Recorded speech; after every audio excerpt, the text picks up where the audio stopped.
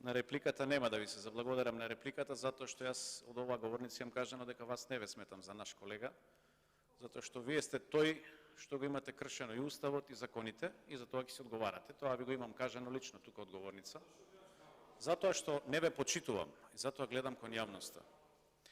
Во отсуство на аргументи напаѓате ад хоминем, значи напаѓате лично, не давате никаква аргументација за вашиот предлог што го предложи вашиот премиер. Одбивате да се соочите со реалноста, штом зборувате за опозицијата, вие сте во еден длабок очај. Што се однесува до македонскиот јазик ќе биде потврден во преговорите со Европската унија во поглавието 34. Тоа веројатно треба да ви го кажат вашите експерти за Европската унија. Бугарија е државата која што се декларација тоа го негира. И мислам дека тука е многу јасно, јасно ви и на вас, јасно ви и на премиерот, меѓутоа не знам зошто манипулирате овдека со некакви, еве да речам, неискрени говори. Благодарам. Реплика Жаклина Лазаревска, повелителj.